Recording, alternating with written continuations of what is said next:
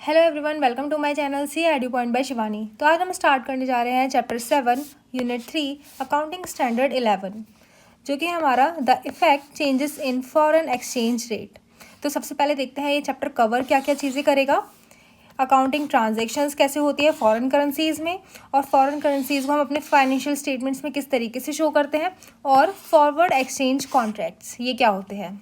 तो सबसे पहले पढ़ते हैं हम फॉरेन करेंसी ट्रांजैक्शंस। ये क्या होता है, इसका मतलब क्या होता है कि हम कोई भी फॉरेन करेंसी को कन्वर्ट करते हैं तो उसे क्या बोलते हैं हम फॉरेन करेंसी ट्रांजैक्शन। कोई भी ऐसी ट्रांजैक्शन है जिसके दो रेट दे रखे हैं, एक इंडियन रेट दे रखा है, एक फॉरेन रेट दे रखा है, और उन दोनों में हम कोई कन्वर्जन लेकर आ रहे हैं, उन रेट्स के बीच का डिफरेंस निकाल रहे हैं, तो वो क्या हो जाएगा हमारा फॉरेन करेंसी ट्रांजेक्शन। यहाँ पे क्या लिखा है, conversion of any transaction into foreign currency. यहाँ पे क्या हो रहा है, कन्वर्जन हो रहा है ट्रांजेक्शन्स का, किस चीज़ में, फॉरेन करेंसीज में।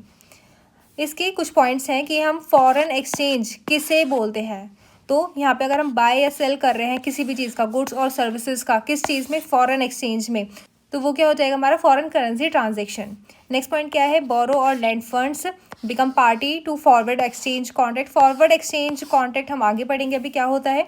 बाय और सेल एसेट्स और इनकर और सेटलमेंट ऑफ लाइबिलिटी। हम कोई भी लाइबिलिटी सेटल कर रहे हैं या फिर हम खरीद रहे हैं, बेच रहे हैं अपने किसी भी एसेट को, तो वो भी किस चीज़ में, फॉरेन एक्सचेंज में। तो हमारा क्या हो जाएगा, वो भी फॉरेन एक्सचेंज में इंक्लूड हो जाएगा।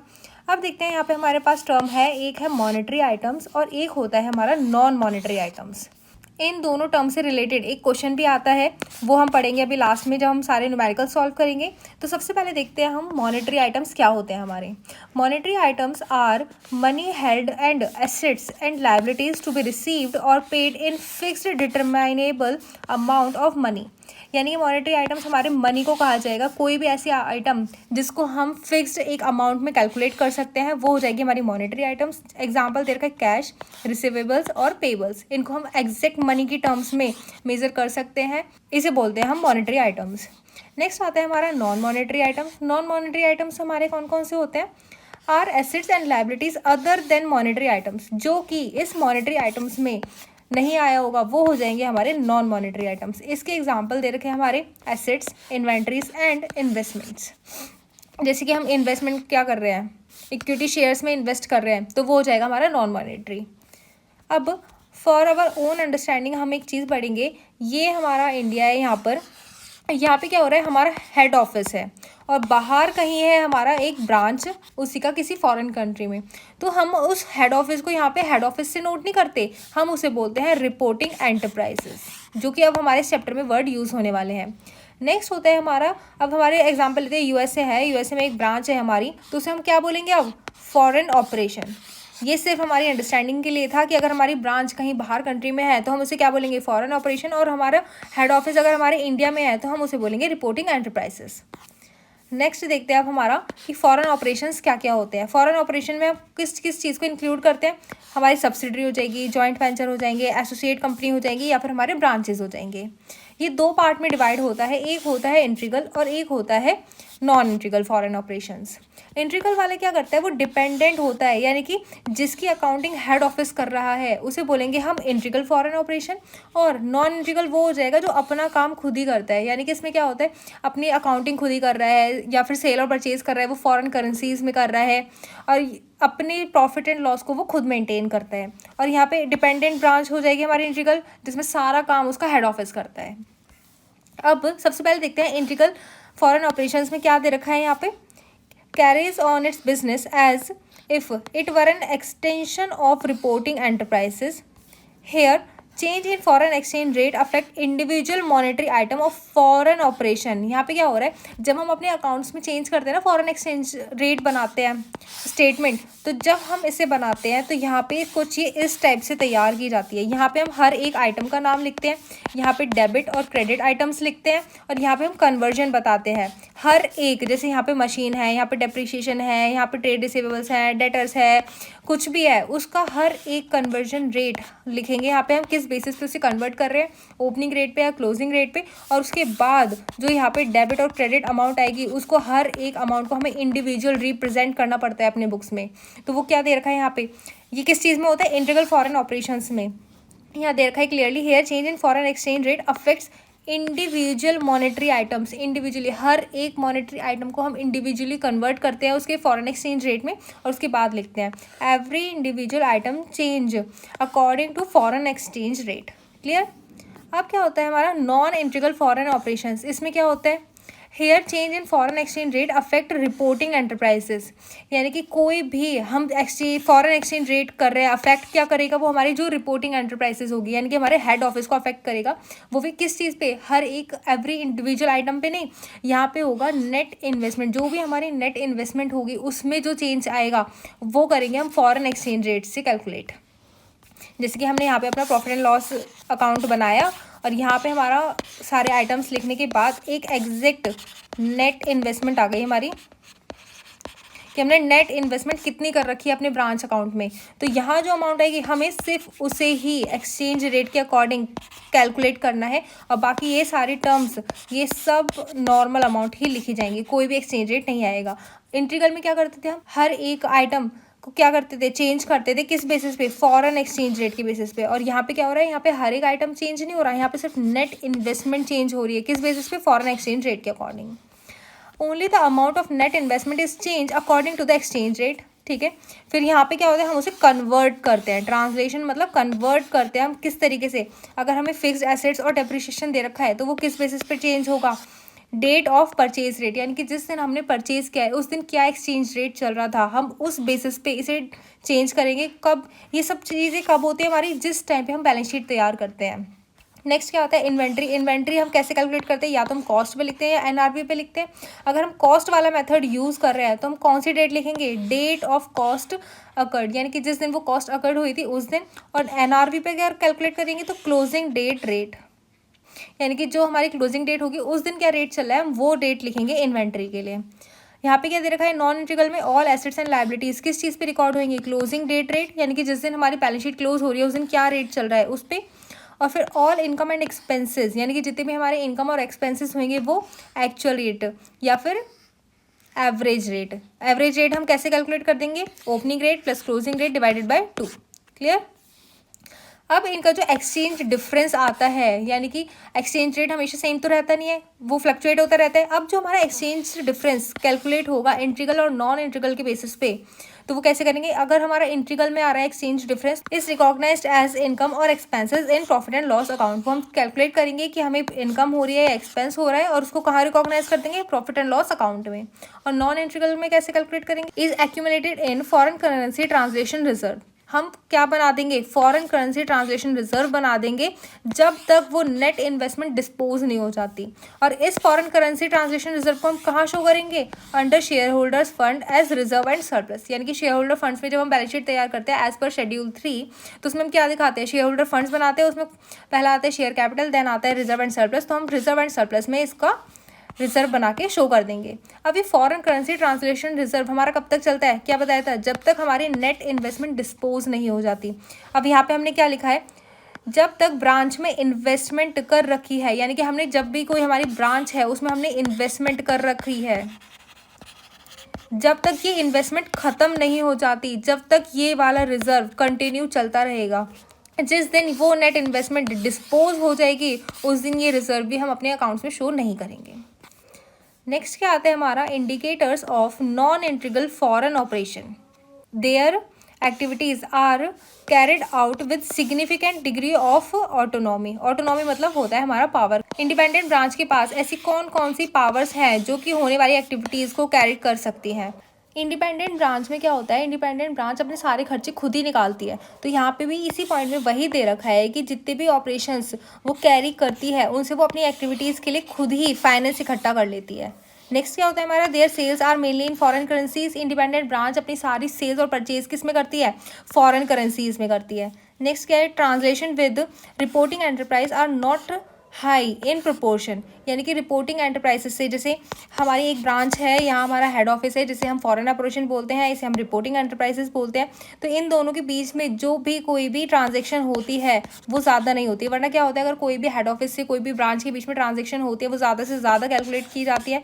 अब कोई भी ऐसी ब्रांच जो अपने हेड ऑफिस से ज़्यादा ट्रांजेक्शन नहीं कर रखी, आर नॉट हाई, तो हम क्या बोल देंगे उसे कि वो इंडिपेंडेंट ब्रांच है और अपना खुद का खर्चा खुद ही उठाती है। अब यहाँ क्या आता है, change in classification of foreign operation. अब हम क्या देखते हैं कि जब भी हमारे कोई फॉरेन ऑपरेशन में चेंज आता है, यानी कि पहले एक हमारी थी इंटीग्रल ब्रांच और फिर हो गई वो नॉन इंटीग्रल ब्रांच। पहले हम क्या करते थे, वो सारा खर्चा कौन उठाता था, उसका हेड ऑफिस, और अब वो खुद ही अपने सारे ट्रांजेक्शन्स करती है। तो यहाँ लिखा है exchange difference arising on transaction of non monetary items are accumulated in foreign currency transaction reserve. यानी कि जब भी वो चेंज आएगा, हमारे जो भी कोई एक्सचेंज डिफरेंस होगा वो कहाँ ट्रांसफ़र कर दिया जाएगा, फॉरेन करेंसी ट्रांसलेशन रिजर्व में। जब भी कोई नॉन इंटीग्रल ऑपरेशन किसी भी इंटीग्रल ऑपरेशन में कन्वर्ट होगा तो जो उसका एक्सचेंज डिफरेंस आएगा, उस एक्सचेंज डिफरेंस में या तो हमें प्रॉफिट होगा या होगा हमें लॉस, लेकिन वो हम रिकॉग्नाइज जब तक नहीं करेंगे जब तक वो फुल्ली डिस्पोज नहीं हो जाएगा हमारा कोई भी फॉरेन ऑपरेशन। यही बात हमने यहाँ पे लिखी है, exchange difference is treated as income और expense when the branch is sold out. जब वो ब्रांच बिल्कुल सोल्ड आउट नहीं हो जाएगी जब तक हम उसका इनकम और एक्सपेंस उसे रिकॉर्ड नहीं करेंगे। नेक्स्ट आता है हमारा forward exchange contract. Forward exchange contract हमारे क्या होता है, agreement to exchange different currency at a forward rate. अब सबसे पहले देखते हैं हमारे फॉरवर्ड रेट क्या होते हैं। हमने एक एग्रीमेंट किया ऑन 1 जुलाई 2001 को कि हम परचेज करेंगे 1000 US डॉलर्स की, जिसका रेट इस टाइम चल रहा है 57 रुपीज़। ये प्रेजेंट रेट है यहाँ पे, लेकिन हमने कॉन्ट्रैक्ट कब करा, 1 जुलाई 2001 को, जिस दिन हमारा रेट कितना था, 57 रुपीज़। अब इस कॉन्ट्रैक्ट में हम क्या लिखते हैं कि आफ्टर 3 मंथ्स ये जो कॉन्ट्रैक्ट है ये बताता है 3 महीने के बाद मैं ये परचेज करूँगा एट द रेट 60 रुपीज़, जब वो 60 रुपीज़ हो जाएगा। अब यहाँ पे क्या है, हमने फॉरवर्ड हमने पहले ही डिसाइड कर लिया 1000 का हमें परचेज़ करना है, लेकिन कितने में, 60 रुपीज़ में, लेकिन उस दिन प्रेजेंट डेट कितनी थी, 57। अब हमारा फॉरवर्ड रेट बताता है अब चाहे 3 महीने बाद ये रेट 67 हो जाए या 54 हो जाए या 63 हो जाए, कोई भी अमाउंट अगर इसकी हो रही है तो हम उसको ना देखते हुए हम क्या देखेंगे, जिस रेट पे हमने कॉन्ट्रैक्ट किया है हम सिर्फ उस कॉन्ट्रैक्ट को देखेंगे। तो यहाँ पे वही दे रखा है हमारा फॉरवर्ड रेट कौन सा होता है, जो हम पहले से ही एक फ्यूचर के लिए डिसाइड कर लेते हैं, एक ऐसा रेट जिस पे हम ट्रांजैक्शन करने वाले हैं। Agreement to exchange different currency at a forward rate. अब फॉरवर्ड रेट के बारे में क्या लिख रखा है, specified exchange rate for exchange of 2 currency at a specified future rate. यानी कि फ्यूचर रेट डिसाइड कर लिया हमने। अब हमें तो नहीं पता कि फ्यूचर में इसका रेट क्या होने वाला है, हमने खुद से एक रेट ऐसा डिसाइड कर लिया कि जिस पे हम आगे एक ट्रांजेक्शन करने वाले हैं। अब ये 2 पार्ट में डिवाइड होता है, एक होता है फॉर नॉन स्पेक्यूलेशन और एक होता है स्पेक्यूलेशन के लिए। नॉन स्पेक्यूलेशन वाले में हम क्या करते हैं, प्रॉफिट और लॉस या फिर प्रीमियम और डिस्काउंट अमोर्टाइज हो जाता है ओवर लाइफ ऑफ कॉन्ट्रैक्ट, यानी कि जितने टाइम पीरियड का हमारा कॉन्ट्रैक्ट होगा उसके लिए वो अमोर्टाइज कर दिया जाएगा कॉन्ट्रैक्ट के टाइम पीरियड तक। और फॉर स्पेक्यूलेशन में क्या होता है, एक्चुअल प्रॉफिट और loss recorded on date of sale of contract, यानी कि जिस टाइम हमारा सेल ऑफ कॉन्ट्रैक्ट हो रहा है और उस टाइम हमें कोई प्रॉफिट और लॉस हो रहा है हम उसे इमीडिएटली रिकॉग्नाइज कर देंगे। क्लियर। नेक्स्ट आता है इस चैप्टर में हमें क्या क्या डिस्क्लोजर देने पड़ते हैं। हमें डिस्क्लोजर देना होगा अमाउंट ऑफ एक्सचेंज डिफरेंस, यानी कि एक्सचेंज डिफरेंस का क्या अमाउंट था अगर हम उसे रिकॉग्नाइज कर रहे हैं इनकम और एक्सपेंस अकाउंट में, या फिर नेट एक्सचेंज डिफरेंस, हमारा कितना नेट एक्सचेंज डिफरेंस आया था कब, जब हम एक्यूमुलेट कर रहे थे फॉरेन करेंसी ट्रांसलेशन रिजर्व, जब हम रिजर्व कैलकुलेट कर रहे थे ना ये वाला फॉरेन करेंसी ट्रांसलेशन वाला, उस टाइम हमारा नेट एक्सचेंज डिफरेंस कितना आ रहा था। और when there is change in classification then, अगर हम कोई भी क्लासिफिकेशन में चेंज आ रहा था या फिर चेंज आ रहा था किसी भी क्लासिफिकेशन में, या फिर कोई भी रीज़न हो हमारे पास चेंज करने का, जब हमने नॉन इंटीग्रल से इंटीग्रल में चेंज किया था। Impact of change on share holders fund, यानी कि हमारे शेयर होल्डर फंड में क्या चेंज आ रहा था, हम रिजर्व कैलकुलेट कर रहे थे, हम रिजर्व बना रहे थे उस टाइम जो भी चेंज आ रहा था। या फिर impact of change on net profit और लॉस, हमारे नेट प्रॉफिट और लॉस पे क्या डिफरेंस आ रहा था, यानी कि जब हम एक्सचेंज रेट कैलकुलेट कर रहे थे तो या तो हमें फ़ायदा हो रहा था या नुकसान हो रहा था, उसका हमें नेट क्या चेंज आ रहा था वो सब हमें क्या करना पड़ेगा, डिस्क्लोज करना पड़ेगा अपने अकाउंटिंग स्टैंडर्ड 11 में। इसी के साथ ये चैप्टर हमारा खत्म होता है। अब करते हैं हम थोड़े से न्यूमेरिकल्स। अब आते हैं हम अपने इलस्ट्रेशन 1 पे। इलस्ट्रेशन 1 क्या बोलता है हमारा, classify the following items as monetary और नॉन मॉनेटरी आइटम्स। हमने इसका कॉन्सेप्ट पढ़ा था अभी पीछे कि मॉनेटरी आइटम्स और नॉन मॉनेटरी आइटम्स कौन कौन से होते हैं।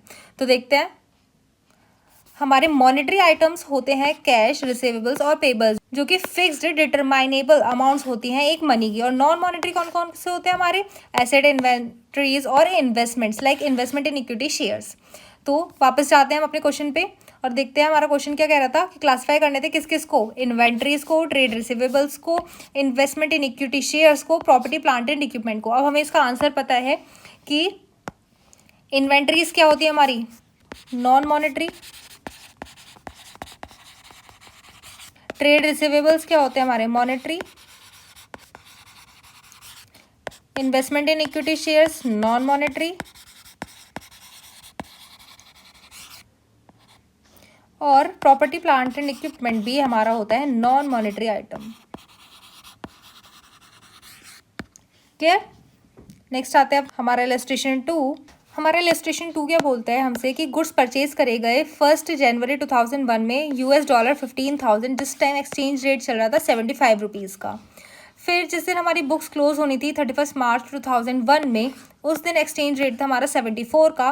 और जिस दिन हमें एक्चुअल पेमेंट देनी थी यानी कि 7 जुलाई 2001 में, उस दिन हमारा एक्सचेंज रेट कितना चल रहा था, 73 रुपीज़।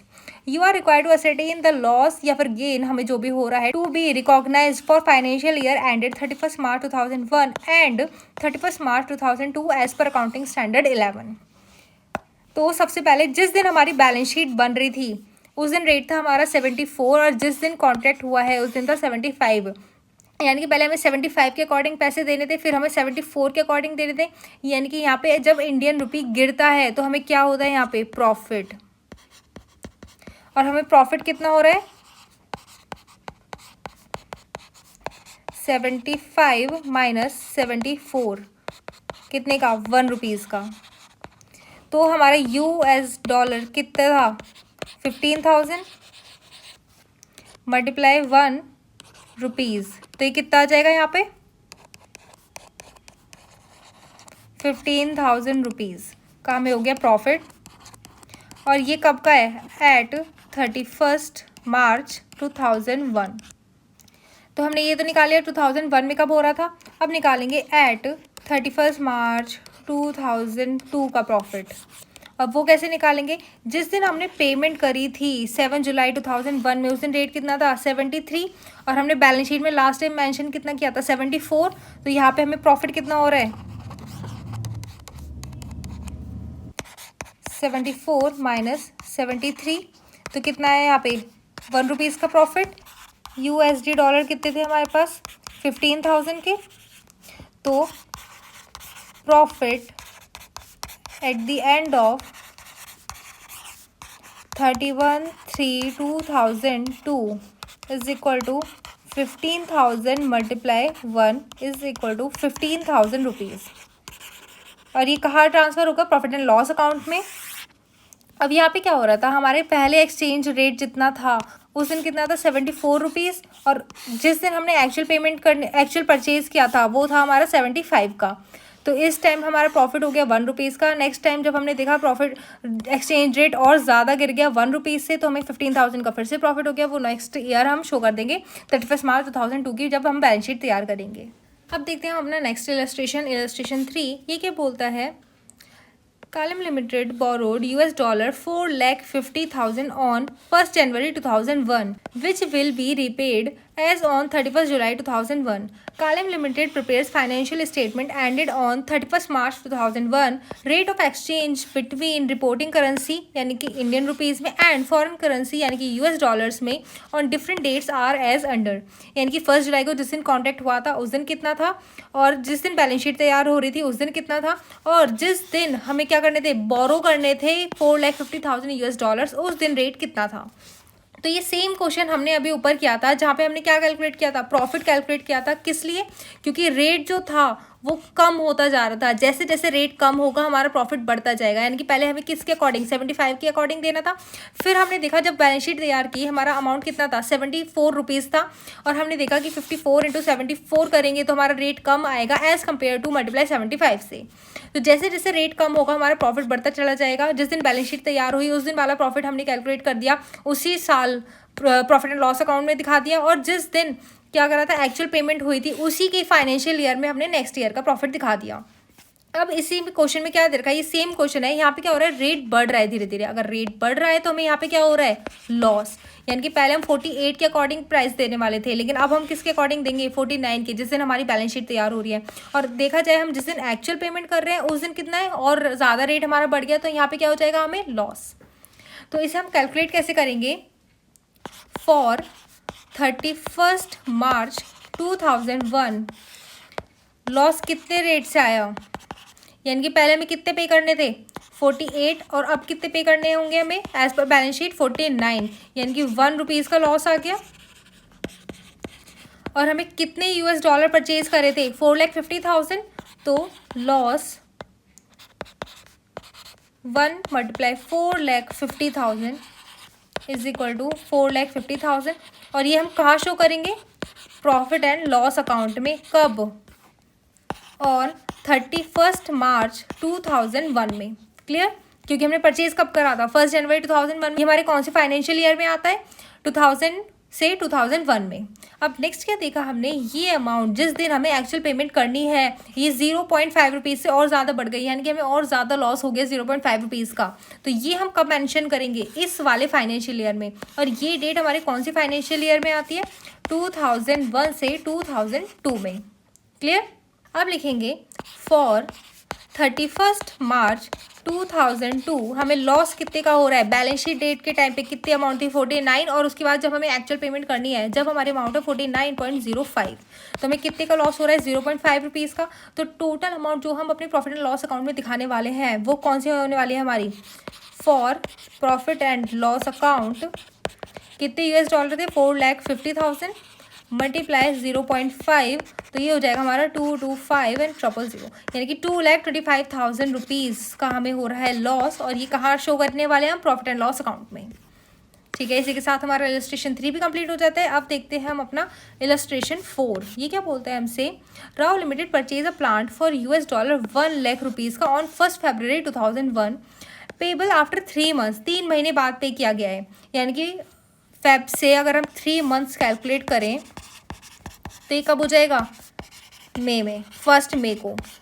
ठीक है, company enter into forward contract. अभी हमने फॉरवर्ड कॉन्ट्रैक्ट क्या पढ़ा था, जहाँ पे हमारा फॉरवर्ड एक्सचेंज रेट लिखा हुआ होता है। ठीक है, for 3 months at the rate इतने पर डॉलर, यानी कि 1 फरवरी को हमें इतने US डॉलर परचेज करने थे। कंपनी ने एंटर किया फॉरवर्ड कॉन्ट्रैक्ट में 3 मंथ्स के इतने रुपीज़ पर डॉलर के। एक्सचेंज रेट पर डॉलर ऑन 1 फेब वाज 48.85, यानी कि जिस दिन ये हमने बात करी थी उस दिन क्या था, जिस दिन हमने डिसाइड करा था कि हमें कॉन्टैक्ट करना है 48.85 था।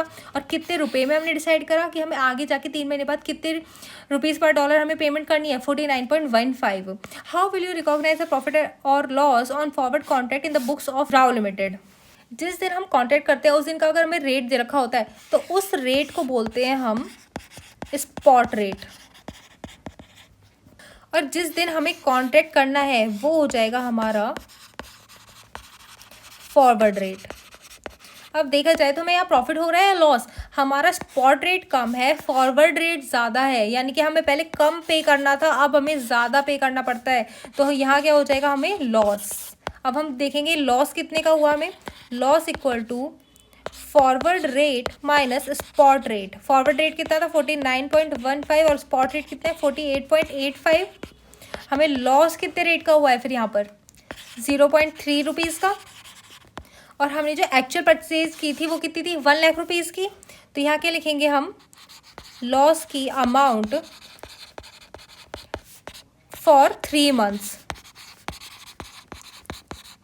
ये कितने मंथ्स का था हमारा, 3 महीने का ही तो था एग्रीमेंट, यहाँ पर कितना दे रखा था, पेबल आफ्टर 3 मंथ्स। तो ये जो हमारे लॉस होगा ये कितने मंथ्स के लिए कैलकुलेट किया जाएगा, 3 मंथ्स के लिए। तो यहाँ पे क्या लिखेंगे हम 0.3 मल्टीप्लाई 1 लाख, तो कितना हो जाएगा यहाँ पे 30,000। अब जब हमारी बैलेंस शीट तैयार होगी वो होगी 31 मार्च में। और यहाँ पे क्या दे रखा था, हमारा कॉन्ट्रैक्ट कब तक का है, 3 मंथ्स का, यानी कि 1 फरवरी, एक तो फेब का है, फेब का पूरा मंथ, मार्च, अप्रैल, यानी कि अब हमें मार्च में यहाँ पर इस टाइम पे हम अपनी बैलेंस शीट तैयार कर लेंगे तो हमें यहाँ पर सिर्फ 2 महीने का ही लॉस दिखाएंगे और ये अप्रैल का 10,000 वाला लॉस हो जाएगा नेक्स्ट फाइनेंशियल ईयर में शिफ्ट। अब हमारा 30,000 का लॉस दिखा रखा था हमें यहाँ पे टोटल। अब हमें 2 महीने का अपना लॉस निकालना है, तो हम लॉस कैसे निकालेंगे, 30,000 मल्टीप्लाई 3 बाय 30,000 मल्टीप्लाई 2 बाय 3 यानी कि 20,000 फॉर करंट ईयर लॉस। और बचा हुआ इस 30,000 में से हम 20,000 को माइनस कर देंगे तो हमारे पास कितने अमाउंट आई, 10,000 transfer to next year's profit and loss account. इसी के साथ हमारा इलस्ट्रेशन 4 भी कंप्लीट हो गया। नेक्स्ट देखते हैं हमारा इलस्ट्रेशन 5। इलस्ट्रेशन 5 क्या बोलता है हमसे, mister A bought a forward contract for 3 months.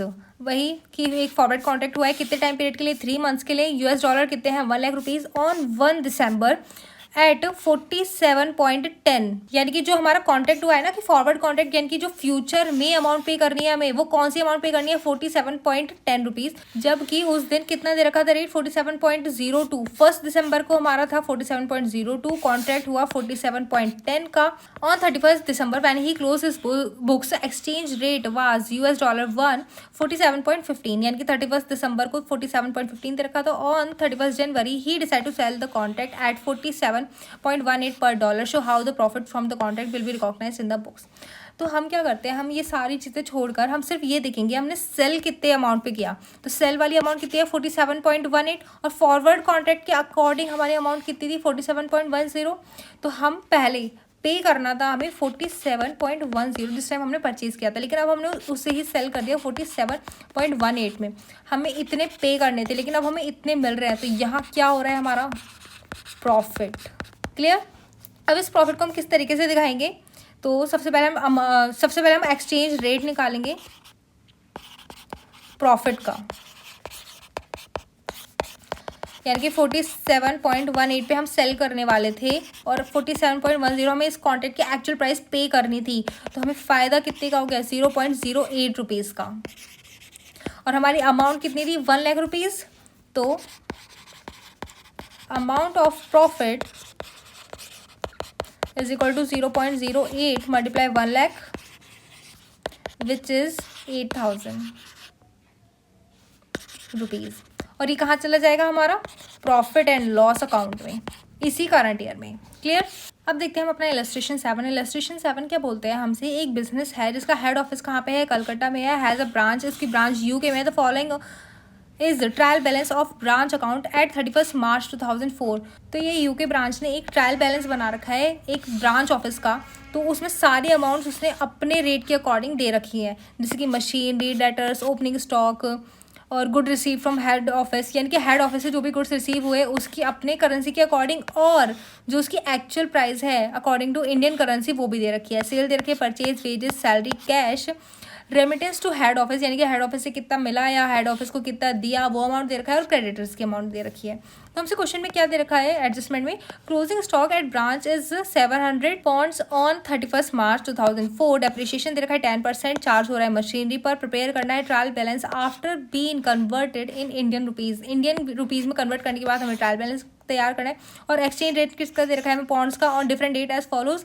जिस दिन ओपनिंग बैलेंस था यानी कि 1/4/2001 को 61 और 1/4/2003 यानी कि 2001 का, 2003 का और 2004 का हमें बैलेंस दे रखा है।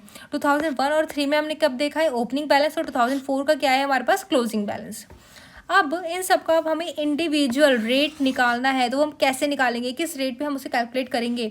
तो इसका हमने कॉन्सेप्ट पढ़ा था, अब हम उस कॉन्सेप्ट पे जाएंगे और वो कॉन्सेप्ट क्या पढ़ा था यहाँ पे, जो हमारा क्वेश्चन था वो इंट्रीगल ऑपरेशन के बारे में बताता था, इंट्रीगल फॉरेन ऑपरेशन। तो इसमें क्या होता है, हम अपनी सारी ट्रांजेक्शन को अलग अलग करके एक फॉरेन एक्सचेंज रेट के अकॉर्डिंग कन्वर्ट करते हैं। अब हमने देखा था कि अगर हमारे पास फिक्स्ड एसेट या डिप्रिशिएशन दे रखा है तो हमें किस चीज़ पे कैलकुलेट करेंगे, डेट ऑफ परचेज रेट, किस डेट पे वो परचेज की गई थी। और इन्वेंट्री अगर हमारी कॉस्ट पे है तो डेट ऑफ कॉस्ट इनकर्ड, या फिर एनआरपी पे है तो क्लोजिंग डेट रेट, हम ये कैलकुलेट करेंगे। बाकी क्या दे रखा था, एसेट लायबिलिटी होगी तो हम क्लोजिंग डेट पे करेंगे, और इनकम और एक्सपेंसेस होंगे तो हम उसे एक्चुअल डेट पे यानी कि एवरेज रेट पे करेंगे। अब क्वेश्चन में भी हम क्या करेंगे, सबसे पहले ये ट्रायल बैलेंस ना same to same copy paste कर लेंगे इन सभी अमाउंट्स के साथ, और उसके बाद हम अपना क्वेश्चन आगे सॉल्व करेंगे। तो सबसे पहले हम ये सारे आइटम्स जितने भी हैं इन्हें लिखेंगे। हमने एक टेबल तैयार किया जिसमें लिखा पर्टिकुलर डेबिट क्रेडिट कन्वर्जन, हम किस चीज़ पे कन्वर्शन करेंगे, डेबिट और क्रेडिट। यहाँ पे आएगी हमारी इंडियन अमाउंट, इंडियन रुपी वाली अमाउंट, और यहाँ जितनी भी है ये आएगी हमारी फॉरेन अमाउंट। ये वो अमाउंट है जो हमारी क्वेश्चन में गिवन थी।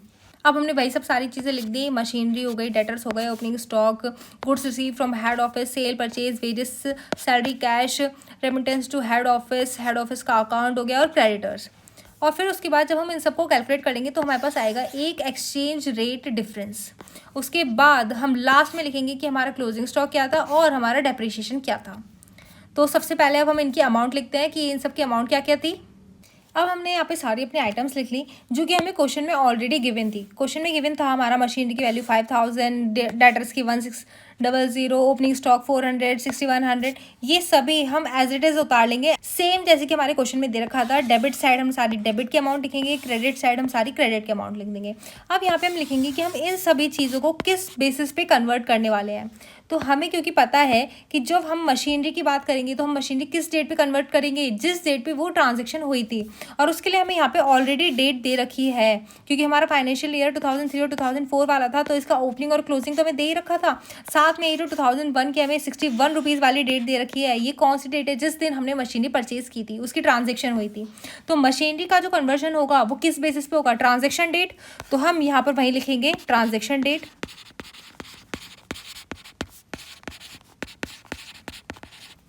अब हमें पता है डेटर्स हम किस बेसिस पे लिखते हैं, अपने क्लोजिंग रेट पे, क्लोजिंग रेट। ओपनिंग स्टॉक हमेशा ओपनिंग रेट पर। अब यहाँ पे लिख रहा है कि goods receive from head office, goods receive हुए थे हेड ऑफिस से, इसकी हमें क्वेश्चन में ऑलरेडी अमाउंट दे रखी थी 4,02,000, तो इसको हम एक्चुअल अमाउंट लिखेंगे इसकी, क्योंकि ये अमाउंट हमें ऑलरेडी क्वेश्चन में दे रखी है। हमारी सेल, परचेज, वेजेस और सैलरीज, ये सब किस चीज़ पे कैलकुलेट की जाती है, एवरेज रेट पर। तो यहाँ पे क्या लिखेंगे हम इन सब के आगे, एवरेज रेट। अब देखते हैं, अब हमारा नेक्स्ट पॉइंट है कैश। कैश किस चीज़ पे कैलकुलेट होता है, ये होता है हमारा क्लोजिंग रेट पे कैलकुलेट। और जो अब हमारी नेक्स्ट अमाउंट है रेमिटेंस टू हेड ऑफिस या हेड ऑफिस अकाउंट, इनकी वैल्यू आती है हमारी एक्चुअल वाली, जो कि हमें क्वेश्चन में गिवन होगी। अब आता है हमारा क्रेडिटर्स। क्रेडिटर्स किस चीज़ पे लिखा जाता है, क्लोजिंग रेट पे। अब ये सारे हमें रेट तो पता चल गए, लेकिन अब कौन कौन से लिखते हैं। अब हमें 61 तो पता है हमारा ट्रांजैक्शन रेट था, ये 63 था हमारा ओपनिंग रेट, 67 था हमारा क्लोजिंग रेट, और हमारा एवरेज रेट कितना हो जाएगा, opening plus closing by 2। Opening कितना था 63 प्लस 67 क्लोजिंग बाय 2, तो हमारा एवरेज रेट निकल के आएगा 65। तो सबसे पहले हम ट्रांजैक्शन डेट का रेट लिखते हैं। ट्रांजैक्शन डेट का रेट कितना था हमारा 61, और 61 मल्टीप्लाई 5000 हमारा कितना हो जाएगा अमाउंट यहाँ पर, 3,05,000 डेबिट साइड। फिर डेटर्स का था 1600। अब 1600 में क्या होगा, क्लोजिंग रेट कितना था हमारा 67, तो 67 मल्टीप्लाई 1600 कितना आ जाएगा ये वाला अमाउंट हमारा, 1,07,200। नेक्स्ट अब हमारा है ओपनिंग रेट, जो कि ओपनिंग के अकॉर्डिंग होगा। यहाँ पे कितना था हमारा 400 दे रखा था, ओपनिंग रेट था हमारा 63, तो ओपनिंग रेट कितना हो जाएगा हमारा 25,200। और यहाँ पे goods receive from head office actual वाला था, एक्चुअल वाला हमारा अमाउंट कितना दे रखा था मैं ऑलरेडी क्वेश्चन में 4,02,000, तो हम इसे वही लिखेंगे 4,02,000। अब सेल्स दे रखी है हमारी एवरेज रेट पे। एवरेज रेट हमने कैलकुलेट करा था 65 मल्टीप्लाई 20,000 कितना हो जाएगा 13 लाख। नेक्स्ट क्या है हमारा परचेज दे रखा है, इसको भी 65 के अकॉर्डिंग करना है, तो ये हो जाएगा 65 6,50,000।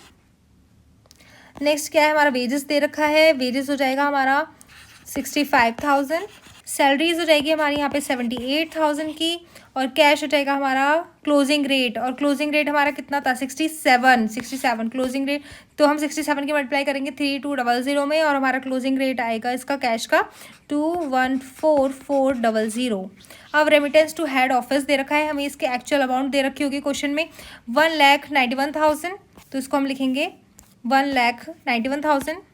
नेक्स्ट क्या दे रखा है, हेड ऑफिस के अकाउंट में, हेड ऑफिस के अकाउंट में कितनी वैल्यू थी 4,90,000, इसको शो कर देंगे अब हम 4,90,000। और उसके बाद क्रेडिटर्स की वैल्यू, यहाँ पे क्लोजिंग रेट आना था, क्लोजिंग रेट था हमारा 67 इंटू 4,000 हमारा हो जाएगा 2,68,000। अब हमें इनकी एक बैलेंस फिगर निकालनी है, तो हम क्या करेंगे, सबसे पहले हम इधर साइड का देखते हैं। इधर साइड जो हमारा बैलेंसिंग फिगर आएगी, हमने देखा कि ये टोटल और ये टोटल दोनों सेम है, तो हम इनका टोटल करके लिख देंगे अमाउंट, जो कि हो जाएगा हमारा 31,400। अब यहाँ पे जो हमारी बैलेंसिंग फिगर आएगी, या तो वो आएगी डेबिट साइड या क्रेडिट साइड। अब हम इनका टोटल करते हैं, तो हमारे क्रेडिट साइड का टोटल कितना आ रहा है 20,58,000, और हमारे डेबिट साइड का टोटल आ रहा है कम, और हम इसमें से क्रेडिट के टोटल में से डेबिट के टोटल को माइनस करेंगे, तो हमारा जो बैलेंसिंग फिगर आएगी वो आएगी 20,200। ठीक है, इसे हम कैलकुलेट करके चेक कर लेंगे। अब जो भी हमारा कोई क्लोजिंग स्टॉक होता है उसे हम किस पे कैलकुलेट करते हैं, क्लोजिंग रेट पर। क्लोजिंग रेट था हमारा 67, और इसको हम 700 से मल्टीप्लाई करेंगे तो वो हो जाएगा हमारा 46900। और डेप्रीशिएशन कैलकुलेट होता है हमारा ट्रांजैक्शन डेट पे, तो ट्रांजैक्शन डेट थी हमारी 61, तो ये हो जाएगा हमारा 30500। इसी के साथ ही हमारा क्वेश्चन कंप्लीट। इसमें बस हमें क्या करना था, सारा trial balance as it is copy paste करने के बाद हमें इस पर लिखना था कि हम किस बेसिस पे कन्वर्ट करेंगे, या तो ट्रांजैक्शन डेट होगी, क्लोजिंग डेट होगी, ओपनिंग रेट होगी, एवरेज रेट होगा, या फिर उसकी एक्चुअल अमाउंट लिखी जाएगी। उन सभी को डेबिट और क्रेडिट साइड प्लेस करने के बाद हम क्या करेंगे, एक बैलेंसिंग फिगर निकाल देंगे कि हमारा एक्सचेंज डिफरेंस जो कैलकुलेट होगा वो किस बैलेंसिंग फिगर पे होगा। यही हमारा एक्सचेंज डिफरेंस और हमारी बैलेंसिंग फिगर माना जाएगा। उसके बाद हमारा जो क्लोजिंग स्टॉक होगा और डेप्रिसिएशन होगा उसे हम बैलेंसिंग फिगर के यहाँ नीचे पोर्शन में लिखेंगे, और उनका भी हम कैलकुलेट करके दिखा देंगे कि किस बेसिस पे कैलकुलेट किया गया था। अब हम देखते हैं अपना इलस्ट्रेशन 8 के बताता है ए लिमिटेड परचेज कर रहा है हमारा fixed assets costing 3,000 lakh rupees. यहाँ पे रुपीज़ की बात हो रही है, यहाँ पे यूएस डॉलर नहीं दे रखा क्वेश्चन में, हमें पहले से ही इंडियन रुपीज़ के बारे में दे रखा है। ऑन 1 जनवरी 2001 जो कि क्या करा गया है, सेम वाज फुल्ली फाइनेंस किसके थ्रू करा गया है, फॉरेन करेंसी लोन के थ्रू, जो कि पेबल कैसे हो रहा है 3 एनुअल इक्वल इंस्टॉलमेंट्स में। ठीक है, एक्सचेंज रेट दे रखा है यहाँ पे $1 का 40 रुपीज़ ऑन 1 जनवरी और 42.5 रुपीज़ ऑन 31 दिसंबर 2001 में। First instalment was paid on 31 दिसंबर 2001। पहली इंस्टॉलमेंट हमने पे कर दी 31 दिसंबर को। The entire difference in foreign exchange has been capitalise, you are required to state how this transaction would be accounted for, कि हमें किस टाइप से अकाउंटिंग होनी है ये हमें बतानी है। तो अब हम देखें 1 जनवरी 2001 में 40 था, और 31/12/2001 में ये 42.5, जहाँ हमें पहले 40 रुपीज़ पे करने थे उसके बाद हमें 42.5 रुपीज़ पे करने पड़े, यानी कि यहाँ पे क्या हो रहा है मेरा लॉस। क्लियर, यहाँ पे हमें 3,000 लाख रुपीज़ दे रखे थे ऑलरेडी, 3,000 लाख है ये। कब की बात हो रही है यहाँ पे 1 जनवरी 2001 की। उस टाइम पे रेट कितना चल रहा था हमारा 40, तो हम इसे डिवाइड कर देंगे 40 से, तो हमारे पास यूएस डॉलर आ जाएंगे कि हमने कितने यूएस डॉलर में ट्रांजैक्शन की थी, 75 लाख यूएस डॉलर। अब हमें यहाँ पे लॉस कितने का हो रहा था, हमने देखा था कि 40 से 42.50 में चला गया, यानी कि 2.50 रुपीज़ का हमें लॉस हो गया। तो अगर हम देखें कि हमें एक्चुअल अकाउंटिंग कितने की करनी है, हमें कितना लॉस इस साल रिकॉग्नाइज करना है, तो हम क्या करेंगे 75 मल्टीप्लाई 2.50, इससे क्या आएगा हमारा लॉस की अमाउंट निकल के आ जाएगी, जो कि क्या होगी हमारी 187.5 लाख। और इस अमाउंट का क्या करेंगे हम profit and loss account. Simple सी बात है इस क्वेश्चन में हमें ओपनिंग भी दे रखा था और क्लोजिंग भी दे रखा था, और ओपनिंग वाले दिन हमने जितने रुपीज़ का ट्रांजैक्शन करा था हमने उससे क्या निकाल लिया कि हमारे कितने यूएस डॉलर्स हमारे पास थे। अब हमें यूएस डॉलर के बारे में पता चल गया, और हमें पता चल गया हमें कितने रेट पे लॉस हो रहा है, तो हमने उससे अपनी लॉस की अमाउंट निकाल ली और हमने उसे क्या करा प्रॉफिट एंड लॉस अकाउंट में रिकॉग्नाइज कर दिया। नेक्स्ट क्या है हमारा नेक्स्ट और लास्ट प्रैक्टिकल क्वेश्चन नंबर 8। इस क्वेश्चन में क्या दे रखा है, explain briefly the accounting treatment needed in the following cases as per accounting standard 11 on 31 March 2001। इस पहले पॉइंट में हमें क्या दे रखा है कि trade receivables include amount receivables from Umesh 5 lakh rupees recorded at the prevailing exchange rate on the date of sale, यानी कि जिस दिन सेल हुई है ना उस दिन 5 लाख रुपीज़ का यूएस डॉलर की अमाउंट दे रखी थी 58.50, और हमें क्लोजिंग की भी दे रखी है इस क्वेश्चन में, और क्लोजिंग की कितनी है 61.20। तो हम सबसे पहले इस पहले वाले केस के लिए लिखेंगे कि अमाउंट कितनी है हमारे पास 5 लाख रुपीज़, जिसमें कि सेल वाली डेट कितनी थी हमारे, जिसमें हमने सेल करे 58.50, और क्लोजिंग कितनी थी 61.20। तो यहाँ पे क्या हो रहा है, यहाँ पे हमारा प्रॉफिट हो रहा है, पहले अमाउंट ये थी बाद में अमाउंट ये हो गई, तो यहाँ पे क्या हो रहा है हमारा प्रॉफिट। अब हम प्रॉफिट का रेट निकालेंगे, पहले रेट ऑफ प्रॉफिट कितना हो जाएगा 61.20 माइनस 58.50, 2.7 हमारा रेट आ गया प्रॉफिट का। और अब हमें यूएस डॉलर की अमाउंट निकालनी है, तो हम कैसे निकालेंगे, ये 5 लाख अमाउंट हमें दे रखी थी, इसकी सेल प्राइस कितनी थी उस टाइम पे 58.50, तो इन दोनों को अगर हम डिवाइड कर देंगे तो हमारे पास क्या आ जाएगी यूएस डॉलर की अमाउंट। तो हम क्या लिखेंगे, यूएस डॉलर कितने हैं हमारे पास 5 लाख डिवाइडेड बाय 58.50, तो क्या आ जाएगी अमाउंट हमारी 8547 यूएसडी डॉलर। क्लियर। अब यहाँ पे हमें प्रॉफिट की अमाउंट निकालनी है, तो उसके लिए क्या करेंगे हम 8547 मल्टीप्लाई 2.7 कर देंगे, तो इससे हमारा प्रॉफिट की अमाउंट आएगी 23076.9, और इसको हम अप्रॉक्स करके लिख देंगे 23077 रुपीज़, और ये कहाँ रिकॉर्ड कर देंगे हम प्रॉफिट एंड लॉस अकाउंट में। इसी के साथ हमारा ये वाला पहला वाला पॉइंट खत्म हो गया। नेक्स्ट पॉइंट क्या है हमारा, लॉन्ग टर्म लोन टेक करा गया है यूएस कंपनी से, जिसकी अमाउंट थी 60 लाख रुपीज़, ये भी हमें इंडियन रुपीज़ में दे रखा है। It was recorded at US dollar 155.60, और जिसका क्लोजिंग कितना दे रखा है यहाँ पे 61.60। अब इसको भी हम सेम ऐसे ही कैलकुलेट करेंगे। 60 लाख का हमने एक लोन लिया था, जिसकी उस टाइम पे अमाउंट कितनी थी 55.60, तो इससे हम अपने यूएस डॉलर की वैल्यू निकाल लेंगे 107,913.67 यूएसडी, ये हमारा इतना आ जाएगा। और उसके बाद अब हमें ये देखना है कि हमारा क्लोजिंग कितना था 61, क्लोजिंग रेट था हमारा 61.20। अब पहले कितना था 55.60, फिर हो गया 61.20, यहाँ पे क्या हो रहा है हमारा प्रॉफिट। अब इस प्रॉफिट का रेट निकालेंगे, रेट ऑफ प्रॉफिट कितना हो जाएगा हमारा 61.20 minus 55.60 is equal to 5.6 rupees, ये हमारा प्रॉफिट का रेट हो जाएगा। अब हमें अमाउंट निकालनी है, अमाउंट ऑफ प्रॉफिट कितने यूएसडी डॉलर थे हमारे पास 10791.63 मल्टीप्लाई 5.6, जिससे हमारे प्रॉफिट की अमाउंट आ जाएगी 107,913.67 मल्टीप्लाई 5.6 रुपीज़, तो हमारी प्रॉफिट की अमाउंट आई 604316.5 रुपीज़।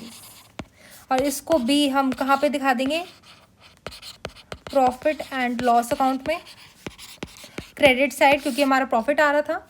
इसी के साथ हमारे इस चैप्टर की सारी थ्योरी, सारे इलस्ट्रेशन और सारे न्यूमेरिकल्स खत्म होते हैं। तो किसी भी स्टूडेंट को अगर किसी भी टाइप की कोई भी प्रॉब्लम हो तो प्लीज़ कमेंट सेक्शन में ज़रूर बताएं। Thank you.